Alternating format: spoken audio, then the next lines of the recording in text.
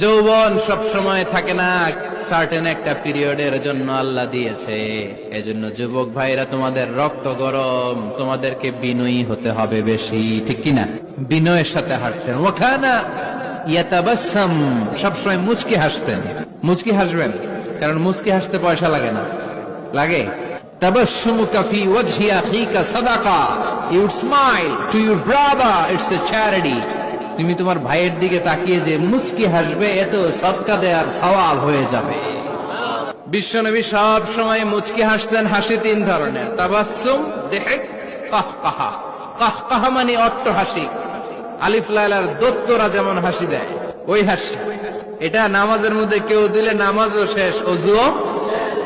আর দিহক, হালকা আওয়াজে হাসি, সামান্য দাঁত দেখা যায় মাঝে মাঝে। বিশ্বনবী মজা করে এরকম হাসি দিতেন, কিন্তু সব সময় বিশ্বনবীর ঠোঁটের মধ্যে মুচকি হাসি লেগেই থাকতো।